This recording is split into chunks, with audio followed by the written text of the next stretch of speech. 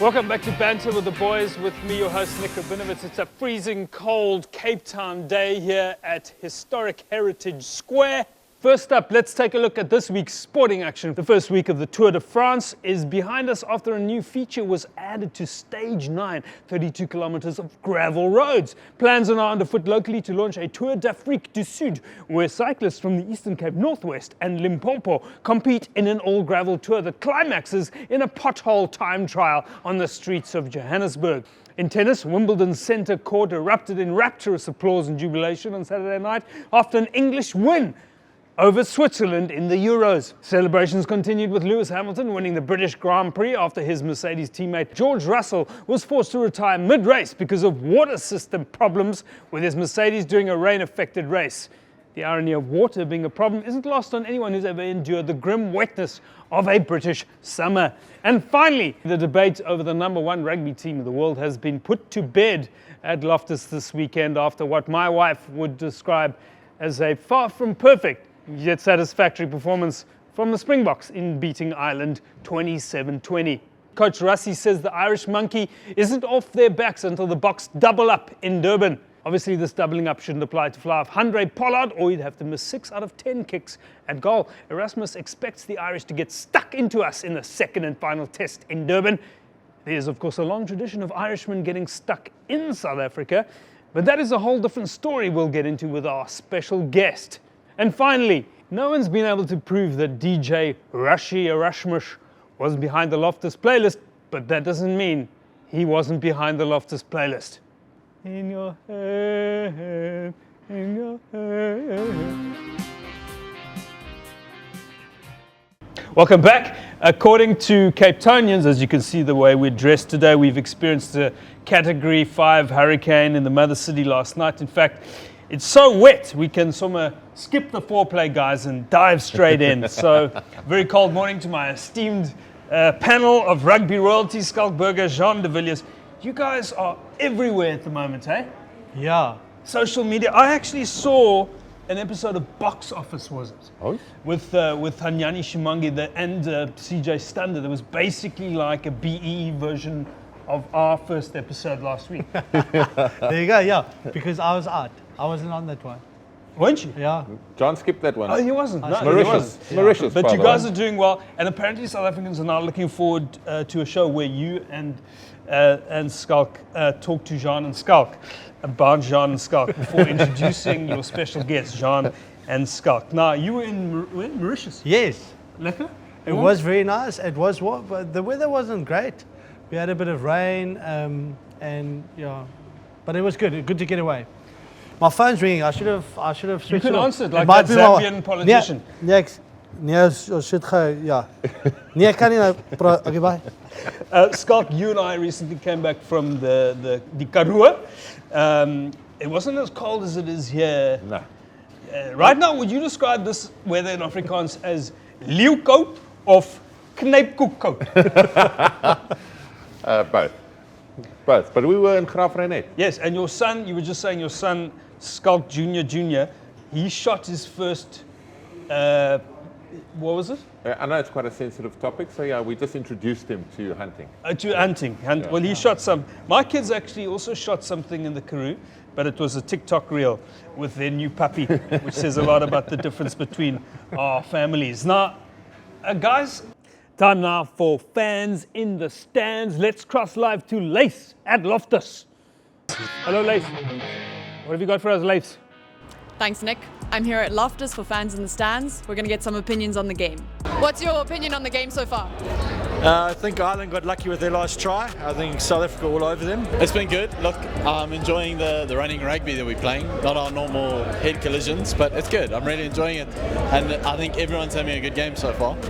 A little bit disappointed with a few calls, but it's fine. So far, the Boks are doing really great. I think they're going to win the game at least by 10 points. I think it's so far a great game. I have to give compliment to the Ireland defence. Also the box defence. I just think the box needs a bit more patience. Just, keep the ball handling, a bit better. But so far, I think it's a good game. Kwagga's been nothing short of miraculous under the high ball. Curtly Orange, obviously that first try, slipping through the defence, is what we expected. Is what we came here for. Yeah, I've been on nothing more than what we've come to see so far. We hope the second round will deliver even more. It's been good. It's been good so far. So I think it's been a bit of an up and down game for us. I think the ref hasn't been on our side for a few of those calls, but yeah, I think the boys have got it, eh? So what do you think the score is going to be today? 24-15. We can interview you after this. Are you keen? I reckon 24-15. Okay, I like it. And I think we're going to beat them by at least 14 points. I'm going what I put down at my work is 21-16 to the box, so that's what I'm going to stick with, eh? Final score, I'd say it's 25-19 to the box. That was Fans in the Stands. Back to you and the boys. Nick? Take a good look, ladies and gentlemen, at the names of the Irish players currently touring South Africa, because you never know which visitor might become a household name in South Africa in a couple of years, which is what happened to today's guests, when he was a British and Irish Lion, number 574. He was flown out as a replacement during the 1981 Lions Tour of South Africa, subsequently made South Africa his home. And apart from making a serious impression on the local rugby scene, he would, over 30 years, become known as a hard-hitting, no-nonsense talk radio presenter, and more recently host of the History Channels. Have you guys seen the Great African Mysteries? I have not yet. You actually made me aware of it while Yes. speaking to our Me guest. neither. Yes. And it seems like we have to get and into those. You have to, because he actually solves some of the great African mysteries. Like, for example, what happened to the lost Kruger millions? Why do Hardy-Dars fly if they've got such a bad fear of heights? And how Kwagga Smith is cloned from the plain zebras of equatorial Africa, and where that £2 goes that they add to your bill at KFC. Please put your four hands together for former Ireland, Leinster, Dublin University, Cambridge University, Gracelands, Transvaal, and British and Irish Lions scrum-half, and more recently stand-up comedian John Robbie. Hey, What an intro. Hey, Schalk, how are you, man? Robbie, how are you? Welcome, John. How are you John, doing, welcome, How are you? welcome. Good to see you guys. Lovely to have you. Whiz. Yeah, that made me feel very old, eh? And by the way, it was the 1980 Lions, not 81. Did I say 81? You did. Well, You the did. 81 You did. was the Irish tour. You did. Was it not? It was, correct. Yes, but you had already settled here. Yeah, look, you're wrong, at the okay? height of one. Just, you're like my wife now. Just accept it, you're wrong. And by the way, I was going to say, Anchana McInnes, and in Ireland we say half a pint of Guinness. Okay, so that's how we greet. Your Afrikaans is almost as impressive as CJ Stunder's English. Yes. I'm John. In the lights, let's start with this question. There's been some unhappiness about the Springbok strip, the Oh, it's horrible. Oh, God, It's horrible, isn't it? Oh, it's dreadful. As well as the different shades of green that have elicited comparisons with grocery delivery services. Were things less controversial in your day, when you started playing back when rugby was still broadcast in black and white? Well, the first thing I'll say is when I played for Ireland, we used to do a lap of honour if we won the toss. We were so bad. And I'm not joking. And the biggest change now is, I mean, Ireland are, sort of fighting for number one in the world with this. And that's unbelievable, and we can talk about that. But it was so amateur when we played. We played the first, it was then the Five Nations. In fact, it was the Five Nations. And you got 2 jerseys a year. And if you wanted to swap with the opposite number, you had to pay for them. You had to pay for them. And everything was ruthlessly controlled. And there was a famous fly half called Tony Ward, and his scrum half Colin Patterson played. And in the Shelburne Hotel, on the morning of the match, one of them went for a haircut in the thing, and they got billed for half a haircut each, which is a famous story. I mean, that's how amateur it was in those days. But it was still great fun, and it was still very tough. And I look back on it with great pride. One thing that has not changed is that the Irish team still stays at the Shelbourne when they play. That's right. Yeah. One of the great old hotels. Yeah, beautiful hotel. And of course, they got Stephen's Green opposite, and you can go for a walk. Yeah. And it was Nick Jones who told me the great story. Nick Jones, the Australian captain, in the semi-final of the World Cup in 1999, I think it was. They were staying there to play the All Blacks in Dublin, and they went for a walk. And 91. Was it? Yeah. Yeah. When they won. Yes, when they won. And they went to play the semi-final against the All Blacks, and they went for a walk in Stevens Green, and it was crispy, it was winter. And they came across a sign, and they swear this is true. And the sign in this beautiful park said, "Don't lean against this sign."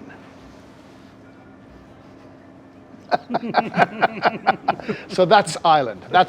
On and off the field, on and off with rugby, and there's so many stories we could. It took you a while, eh? You recently made your stand-up comedy debut. Oh, I did. And just share with me what you said about being in the tunnel prior to your All Blacks experience. Since I retired from radio, I've been determined if anything comes up, like doing this show, if anything comes up, I'll say yes to it rather than no. Whether it's bungee jumping or anything, I'll say I'll have a go at it. Okay. We decided to do the show naked. Is that right? No, but I don't want to show you. You famously came out in 1980 for the British Lions tour, just a couple of weeks after the birth of Jean de Villiers. 81. Sorry, 81. Geez, you're having a good day, eh? That's 0 for 2. and we're gonna get on to the current tour, but just take us back in time, politically. A very fraught time. Different world. Contradictions. You're excited to be on a great rugby experience. To this day, I have this great dilemma. From a rugby perspective, particularly the Lions tour, because you play international, it's your dream, but over there's that one step above, British and Irish Lions, and you have to be obviously a good player, but you have to be so lucky, because you can be injured that year. It can be not an Irish coach, an English coach. Somebody gets injured, he brings his player along. You could be out of form. And some of the greatest players ever never went on Lions tours. I mean, you look at Gary Ringrose, now the centre for Ireland. You look at Ryan, the lock forward. They've been both times just missed out. Maybe they'll miss it out. Little John Robbie, average player, ends up going on a Lions tour. Fantastic, and it was wonderful. Somebody gets injured and you fly out. Somebody got injured and I flew out. Ireland was different the next year. I mean, that was the greatest experience ever, but it was the days of apartheid. We shouldn't have come. They shouldn't have been playing rugby. But you're a young rugby player. You're a young rugby player. It's your dream to go out. And I went out on both tours. The Lions was fabulous. The Irish one was shocking. I actually picked up a virus in my shoulder in the first game, before the first game, and I had a terrible, terrible tour. But I also lost my job. I was working for Guinness's. That sounds like a joke. And I wasn't the chief taster. I was working for Guinness's as a graduate trainee. I lost my job. Got offered a job in South Africa. And I said to my wife, would you fancy coming? She said, what's the weather like? And I said, it was a hell of a lot better than Ireland. So we came for a year, 43 years ago. And been here ever since. And South African citizen, proud of it. And also a Springbok rugby fan. And also played for the Springboks, but never got a cap. Can I ask a question? You said a Springbok fan. A Springbok supporter as well? Absolutely. So no, good point. In our current series, which South Africa. Which green do you wear? I was wearing the scarf, and you cannot believe how annoyed my Irish mates get about that. But it's not an intellectual decision. You're here for so long. It's emotional. Yeah, emotional. One day you're watching Ireland and suddenly I'm actually up for them. So do you have kids, and is it like choosing between them? I've got, they always say you should have 3 kids, one of each, but especially now. But I have a boy and a girl. Back in your day, we only had 3 genders. It was male, female, boy, George, if I remember correctly. But my kids very much South African. They both live in England. They're both lawyers, both happily married, everything, whatever. But you become a South African. Grandkids? Yes, 4. 3 boys and a That's the problem with South Africans moving to England. You got to raise the kids yourself. That's right. But besotted with them and so on. And remember meeting these guys as youngsters, and here we now old rugby players, and just the careers these guys have had have been fantastic. It's the beauty of the rugby fraternity as well. It's like you played when we were born. But rugby kind of brings you together, and you go full circle. 100%. You stay in rugby, and there's a common bond always, and there's respect as well. I'm keen to see. Sorry to interrupt. I'm keen to see if that still applies with professional rugby. Yeah. Because amateur rugby, we were in Ireland. We were, as I said, we paid for our jerseys at international level. We we paid our club subscriptions and all that sort of stuff. Nowadays, you guys were top professionals. I mean, did that spirit and fun aspect stay on? I think it's changed from even when we started. Like obviously, me and John, we were second generation Western Province players. I know you can't call us Stormers. No, so I don't recognise Stormers. Yeah. So we grew up watching our old men play at Newlands. Yeah. Obviously, I'm a traditionalist. Sad that Newlands gone. They've moved across here. Here. But both of us, we were like, we can never leave out of Western Province. We can't go to the north. Because it was inbred in us. We grew up watching captains runs and watching a great loyalty is there. Western Province side in the 80s, won it 5 times. Yes. We've seen all the VHS clips of you playing for Transvaal against Curry Cup Western final, Province, Curry Cup 1986, and we walked in. And you know the top of the old grandstand at Newlands, they had all the Curry Cup wins. Yes. So they had 1930, 1938, wada. And they had 1986 before the game. And they were right. And they won it. But that's like well, Munster got it wrong in the semi-final of the UFC, where they said no. On the big screen. On the big screen, Bulls Munster final next buy weekend. Buy tickets for next before the start next of the weekend. semi-final. So like we couldn't move. But nowadays, I mean, it's changed. You go to school, you get assigned to go to wherever and you move. Absolutely. You move after where the game takes But you. also, Schalk, I think when we turned professional, we still inherited a lot of the amateur era culture. Yeah. So a lot of the guys that we were playing with played in the amateur era and then they turned professional. They did the transition. So even though we were professional from day one, I think the culture within that environment was still a lot inherited from the amateur era, which I love, which I really enjoy, because I think that those are the real values of the game that and maybe you don't appreciate it till you've retired as professionals. But what was I going to say? I'll think of it now in a moment. I was going to say something yes. Speaking of the Lions tour, and this is now. It's great that you can remember it this time.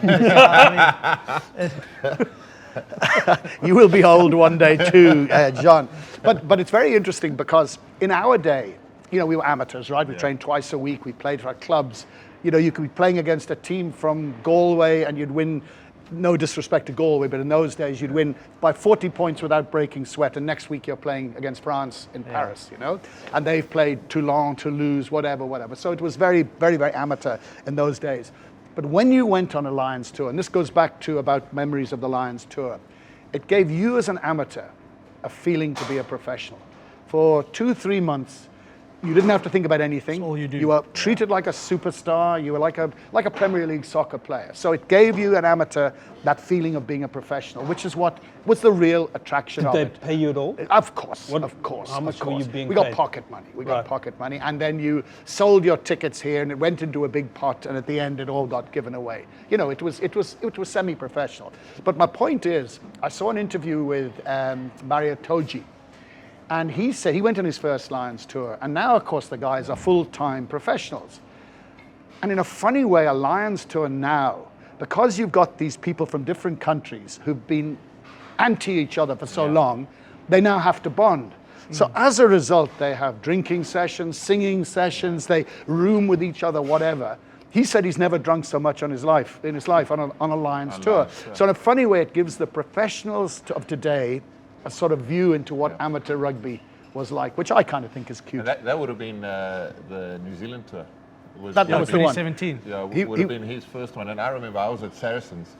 Obviously, we had a super successful side. A lot of them, superstars in the England jumper, but a lot of them was the first time that they could actually, go on a Lions tour. And we basically sat and watched the whole announcement live after training. Wow. And we had pints of beer ready for them. We still had to go train after it, but every single English player went. There was quite a few of them who went. It's the biggest cheer, and obviously for them, it's their biggest achievement, as high as it's the pinnacle of what they can achieve. Absolutely, in rugby in Europe. And then they sculled a pint, and then we had our team meeting and went to train afterwards. They drew the series. They drew that series. Exactly. And actually, Pete O'Mahony who's captain now for Ireland. He was the captain of the test that they won. First game. Yeah. He was captain for that one. First test they lost. They lost the first test, won the second, and drew the last. And drew, okay, drew I see these guys on this side of the room. Don't they? Just get your facts right. I might forget things, but I get them right when I finally remember. I'm going to ask my friend Google now. How did your guys' bonding look like back in your days? Is it a bit different compared to the professional, super professional? I don't mean to not call you professionals, but was it different? Are you talking to me and John? Yeah, tell us about, they were pre-tour professionals. bonding. They were professionals. Like North-South. obviously Western Province, there was no bonding needed. It was quite easy. Yeah. We were all of similar ilk. But then with the box, I think when we started when we really started to become a better side was 2004. I know John made his debut in 02 and me in 03, but we had our own issues back then. It's the first time that I saw a team with provincialism. We were a north and we were a coastal side, and it was two groups, and you had your leader in the coastal sides and you had your leader in the north. So we got together with Jake White in 2004 after a shocking 03, and he said, okay, we're going to train hard. We accepted that. We're going to get better. We're going to win the World Cup in 2007. All of us thought geez, I want something with Jake White's have been having to drink or smoking. And we did this training camp, and then all of us got together and said, listen, we need a bonding session, similar to what Maro Toja said with the Lions. And since after that, we all went on a game farm for the next 4 years, and we had a big blowout session there, normally with a bit of a band there, a big braai, and we spent 2 days on there, basically just figuring out, what do we stand for, what's our culture, how do we get in a changing room, how does hotels work, do we have a family and friends, do we have a drinking session together, and that's how our drinking culture or our friendship started, was on those game farms, sorting out, smaller issues that before that was a big issue. A hell of a lot different from Kamp Staaldraad. Yeah, well, I was there. I was a survivor. Oh, yeah. Look, and we need an episode for Staaldraad stories, and I'll get some of my mates who survived it with us. I mean, that show, John, we'll have to do naked, because we were naked the entire Staaldraad. You don't have a problem. I believe it was that cold. Is that right? It was that cold, yeah. We might have to, after John, we might have to get Ray Mort back in here just for some added impact. But coming back to your actual question, Nick, I think, and as Schalk shared there, and I think it is part of, growing up in the amateur era, and you either Western Province, or you Northern Transvaal, or you Lions, or you, Sharks or whatever, Natal, Free State, EP back then, and you kind of stuck to that. And then in 2004, when we got together, it was very much that. It was the guys of their province sticking together, but a big group of especially us youngsters coming through then. We won the Under-21 World Cup together with Jake White as a coach. Yeah, so we became friends through the age group level, and slowly over time, we were breaking down kind of those barriers of not kind of going out to the other side, and we became very, very good friends. And I mean, to this day, some of our best friends are the guys who are sitting in Pretoria and in Durban and it's a conscious decision you had to make, because obviously was human nature is to go sit next to your mate. Yeah. And your mate's the guy you spend most time with, so it's a Western Province table, and you mustn't have that. It's a Northern Transvaal table. So consciously, all of us had to break down those barriers and go, listen, I'm playing golf, but I'm playing golf not with my normal four ball, with a different four ball, and let's go sit around the table with some different blokes. I don't know what it's like for you guys, but on a Lions tour, you weren't allowed to pick your roommate. You had a guy who worked it out, and inevitably early on you'd get a guy from a different country. You did it. But the biggest problem, of course, is if you get a guy who snores. Yeah. And you're in the room with a guy who snores. I mean, it's dreadful. And I remember once I was part of the Springbok squad, and I was rooming with Gerry Sonicus. And Gerry Sonicus woke up and I wasn't there. I was asleep in the bath because I couldn't stand the snoring. And someone said, no, it's very easy. You don't have a problem with this. And he says, what's that? He says, well, when you go to bed, you say good night. The last thing you do is you go over and give him a kiss on the forehead, and he'll never fall asleep. Interesting fact about Gerry Sonicus, former Springbok coach, Gerry Sonicus. Yes, didn't last long. Didn't coach a single game. That's right. That's right. And also played number 8 and scrum half for South Africa. And who else did that as well? Nik Rabinowitz. Have you guys ever had to share a bed? Like I was once on the tour with the Jewish Olympic cricket team, and Matthew Rosen and I had to share a queen with his girlfriend, and she only came on the last night. But I actually, shut up. It actually went very well until one evening. I woke up at about 2 a.m. and I thought something is not right here, and I looked under the covers, and we were holding hands. This is a beautiful scene, actually. Beautiful With him moment. or his eh? girlfriend? Everyone. Everyone. Like me and John, we were roommates for ages. Like I think we're only breaking even now. Like we probably spent more time together than we have with our wives. But whenever we went through a bad defeat, we probably would just Spoon. Yeah, but I mean, topless. Spoon to get There's over the nothing pain. like- Who was the big spoon? Guys, I thought this was a serious show. Come on, Nick, put it together. Let's talk about Saturday's game. Thoughts, expectations met, performances, John can go first. John was there. feelings. Well, I was extremely nervous prior to the game. It was like a World Cup final again, you know, as if we were playing. And I think the magnitude of it was kind of because of what's on the line for South Africa versus Ireland, what's been said before, 1 versus 2, who's the better team. But also the first time that the Boks play on home soil as 4-time World Cup champions, you know, so a lot of responsibility goes with that.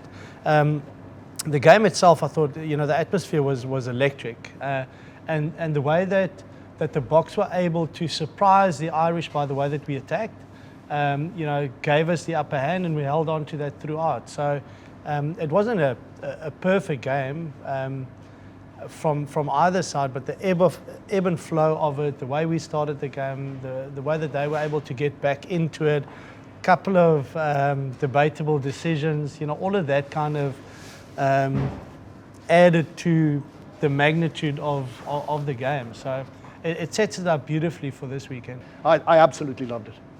Yeah, I've been to Loftus probably more than anyone this last year. Like I think I did 12 this year there. But like atmosphere was outstanding. Crowd was unreal. And then the game, I think from the Boks, the biggest difference was, you know, we used to the Boks go a lot of phases, 1 pass ruck. Yeah, 1 off. Yeah. So like in 80 minutes there'll be 70 passes to 80 passes, 1 pass ruck, return kick, put them under pressure through our kicking game, our tackle fight, our ruck fight. This weekend we doubled that amount of passes, and that's through your number 10 behind the pod of 9 being alive. You see Ebenezer pull it out to big, Bongi and Benambi.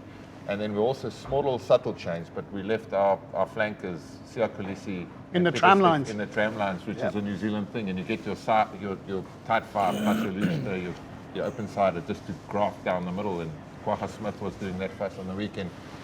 And the Irish defence was quite tight, so we got into those wider channels quite easily, not even running it perfect. First try, Kurtley Arends is a perfect example of how we accessed that. But then the breakdown, Ireland was so competitive. Yeah. You know, they got us at the breakdown quite often. They were clever in how they manipulated the scrum by hitting and going, maybe taking our hits, so we couldn't get a hold of them, especially with our starting pack. But then, as John said, the speed and the intensity of these games. You said it live. I was sitting a field side doing the third commentary, and you wonder whether you were able to play at this level. Yeah. I'd imagine what it's like for me. You know, you look at it and you go like, this is proper. Can I just ask a question? Is Cheslin Colby the man that Nick Mallett said will never make as a wing, he should go to scrum half? Is that the man, Nick Mallett? Nick Mallett and I go way, way back, by the way. And Cambridge versus Oxford, 19... It was the next year. Yes. What they used to do in those days was, I captained Cambridge in 1979, and we hammered Oxford. And the next year, the tradition in those days was the previous year's 79. captain. Yes, 2 years before his conception. The previous year's captain was the touch judge. Win your blues, blazer, and flag. Now imagine an ex-rugby being a touch judge. So I was the touch judge, and Nick Mallett was playing for Oxford in a dreadful game. Dreadful, pouring with rain. It was 9-3 to Oxford. And Oxford piled into a ruck on the Cambridge line. It was a winning ruck. The ball was coming out.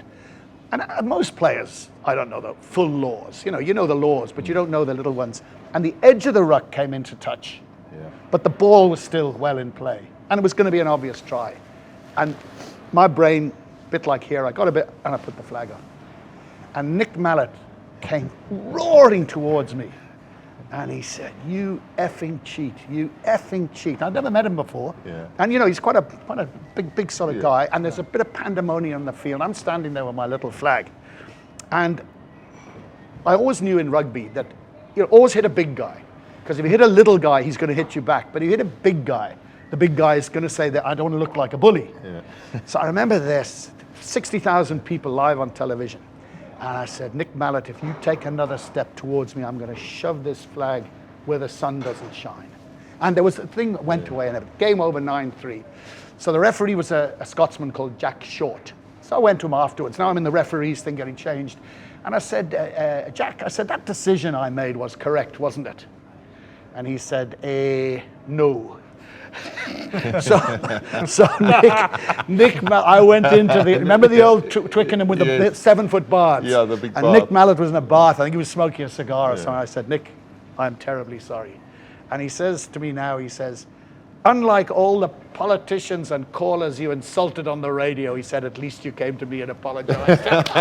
So Nick, we go way I think back. we should start a petition to have you and Nick on the Super Sport I don't panel, know. but also I wanted to... UFC cage or something like that. Even better. Yeah. Nick never is one of those people who never has to labor under the misapprehension that he might be wrong.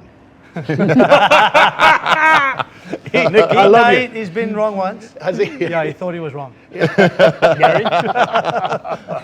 He was a hell of a player, and if you had told in the dreadful 1985 internal tour when the All Blacks didn't come, this is when I played with the Springboks with your dad, I think, but never got a cap for it. It's another story. Played for the Springboks, the year before the Cavaliers, when the All Blacks didn't come at the last minute, and we went on this dreadful internal tour. And Nick Mallett was picked for the Barbarians, not for the Springboks, and they beat us down in Cape Town.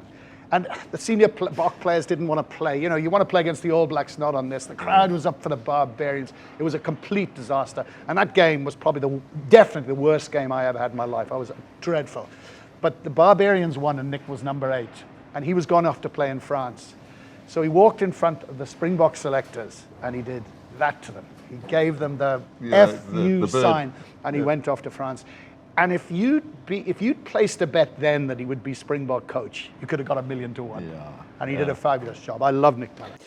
Time to go back to Leif for another Fans in the Stands. We're going to get some opinions on the game. This is Fans in the Stands. What did you think of the game? Oh, the game was really nice. We know that the Springboks will win the game. Yeah, I thought I was correct in my prediction that it will be a close game. I predicted 5 to 7 points. So yeah, it went as expected with the Boks taking it. So yeah. Lucky. We didn't play great, but we won. That's a big point, and I think we were the better team through the game. There's going to be the calls that was made is shaky, but at least for both teams, it was for both teams a couple of controversial. Our try was a bit. It could have go 50-50, but we won, so I'll take it. I thought it was an intense game. It was really tight and hectic, but the Boks came through for us, and I'm really happy. Yeah, the game was intense, but man, we were like totally voting for the Boks. Like they had to win this one. They had to win this one. And they did. Yeah, and they did. Hulle weet nie wat ons weet nie. It was a poor game from the Springboks. Unfortunately, we are so good, we win even when we are down. It was a really good game, nerve-wracking, but I'm so glad the Springboks just like took it. So yeah, we're really glad for them. It was just a vibe. We loved it, every moment of it. That was Fans in the Stands. Back to you and the boys, Nick. Can we talk about this bloody TMO? Right. Can we talk about the Yes. TMO? Tell us how you really feel. I mean, first thing I want to say, and again, I was at the game. Normally I watch on TV, and it was so magnificent to be at the game. Even though you're probably at a disadvantage at the game because you don't have the television analysis to the same extent that you do. Commentary. Yeah. Rolled up. Yeah, all that sort of guys talking shit at halftime. Yeah, you know, all that sort of stuff. But this TMO thing, first of all, this new interpretation where they make the decision while they don't go back and reel back and do, was fantastic. I think there were the only 2 decisions that went. But the TMO it gets ridiculous when a World Cup can be decided on that decision. And the 2 decisions there, well, I think the one on the ground was perfectly right, because clearly played it on the ground. That was dead right. Sad because Lowe's try was so fantastic, and it's now been denied. But that was a right decision. And what I see now, Ireland are now saying that they're going to go through the correct channels and they want to complain about it. Ultimately, when you come to those split decisions, you have to accept the officials. You have to do it. It's a personal decision, but they're there and they make it. And you have to say, like in our day, you have to accept the ref decision. Where the TMO should be used is when there's a howler, where there's a huge mistake that is made, like Scotland against Australia in the World Cup, where there was that big mistake made. 2015. That's right. When there's a big mistake, and the referees would be the first people to say thank you. You say, sorry, you got that one wrong, let's go back. But when it's a split-second decision that literally could go either way, you have to say to the referee, did he get it right? That's his decision, we respect it. They used to say in our day, and in fact it was in the laws of rugby, the referee is the sole judge of fact. And now it's getting so ridiculous. Don't leave out the touch judge as well. Well, they're all part of the same thing. But also, John, I think what is important though is that the right decisions gets made. Yeah. So that's where I like the TMO, is when you do have a situation where something happens in the game and something was not seen that could have an effect on points being scored and the eventual result of the game. That's a howler. That was something that was significant. I mean, if you look at it, in every ruck, every line out, every maul, there is a technical offence that is committed. Now, some referees will go back through it, and of course, the TMO officials and the refs are so scared now because you guys in the thing are going to nail them. The public's going to get on the newspapers, and it becomes a huge issue. But I think there's a couple of sides to it, John. So for me, one is obviously the game, and we've got the on-field call now, where it's almost like a cricket's umpire's call. That's right. Where you've got to find conclusive evidence to prove him in the wrong. Which I quite like because it speeds up the game. Because if we go back to the Lions series we had here, the tragic one without any crowds, 3 test matches in Cape Town, those games were nearly 2 hours long with 30 minutes ball in play. The rest was spent analysing, looking at rucks, foul play. But a lot of that was because of Rassie's video. There was so much pressure on the referees at the time, who'd basically been called cheats. And therefore they were scared of making a mistake. But the game followed that trend for a long time, where the games were getting longer and longer, but the ball in play was getting less. And when I retired in 2019, I was like, the future of the game's going the difference. The game should stay 100 minutes long, but ball in play should go from 35 or 40 minutes to 50 minutes. Gee whiz, That's where I want the game to go to. So keep it 100. We're not an American football game. And then after that, we brought the different law interpretations for foul play. Where my biggest issue was they already found the player guilty before he's even acted on it. It's a red card to entry. And I think you've got to give the benefit of doubt to the player. If there's a change in direction, or you sidestep, or I'm the adjusted offender, that happens in a millisecond. But what we started doing then was slowing it down, Okay, you're making neck contact for a split second red card. And that red card, for a lot of games, for a long period of time that we watched, spoiled the contest. The only counter argument what is the biggest fear in rugby at the moment? Rugby as a sport, what's the biggest fear? What's the biggest fear? What's the biggest financially? Early onset. What's the biggest fear? Financially. Head injuries. No, the biggest fear is that in a World Cup semi-final with nearly 1 billion people watching on television, someone's going to die. Someone's going to. I mean, poor little Casey got that smack, and I got a hell of a fright because it was so long. And I thought, my God, this is not the moment. What is the fastest declining game in New Zealand at the moment? Rugby. Biggest game in New Zealand is netball. The second biggest game is soccer. The fastest declining game is rugby. Now, the elite athletes still want to play for the All Blacks. Can you imagine if somebody died on the pitch? Imagine if Casey had died. Let me finish. Imagine if Casey had died on the pitch on Saturday. Do you know how many mums and dads would take their kids out of playing rugby? What it would do to rugby down there. And that is why rugby is so terrified. And you have this what we would say, emphasis on safety. And the safety element, I do believe, is extremely important. And to your point, there is a fear of something like that happening. But in the professional game, it doesn't happen anymore. You don't see neck injuries and deaths in the professional game. But what happens in the professional game is copied. Every schoolboy, everything comes down, etc. So exactly. So the amateur game is where those things happen, when you don't have the right conditioning, where you don't have the right procedures and the in pitches place, are bone hard, where the pitches are, goes like that, where yeah. you don't have medical staff, etc., etc. But that's rugby. Yeah.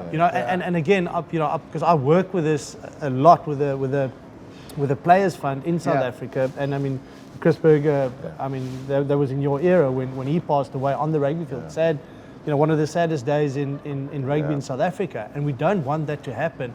But rugby will remain a contact sport forever. Yeah. And with a contact sport like that, with so many variables, there will be risk. Yeah. Forever. Yeah. It's the worst part of our game is the injuries, but we all play it and we all know the risks that are at stake. But you go through phases where you're lucky. Me and John, our injury history is horrendous. Had a few. It's horrendous. Two of you. But when I watch TV now and someone gets knocked out or someone gets, I can't watch. I get squeamish. I looked away. Hopefully they don't ever ask me to comment on the injury. What do they have to look forward to, these two guys, in terms of middle-aged? Creaky joints. Creaky joints. Playing off the front tees, which I now do. And I warn you, I'm dangerous off the front tees. But funnily enough, COVID is the thing that damaged me. I had bad COVID, and my joints since then have been very, very sore. But I mean, I broke my leg playing against France after 2 minutes. Can you believe it? Which was nasty. But luckily, I never had knees. I mean, you were unlucky with knees. Yeah. The one, apart from breaking necks, the serious things, knees are the things that rugby players are terrified. But what of. about emotional scars as well? Because Jean still gets jittery every time he walks past the sushi bar. Do you have any of those? What do you mean by that? Never mind. One more quick fire question. We just had a very passionate new minister appointed as head of sport, Minister of Sport. If you were to choose our best political forwards, who are you going with in the front row? Obviously, Gayton McKenzie at prop, but where would you put Malema? Any other thoughts? Malema would be scrum half, no Scrum question. half. No, Malema's definitely scrum half. Yeah. I think between him and the ref, they'd control quite a few games pretty well. But I'm not going down this route. It's been a while for you. I thought you'd missed I had enough trouble with a certain Minister of Health years ago. That's right. John One Robbie? position. I will select that one position, because I was with him in the box on Saturday.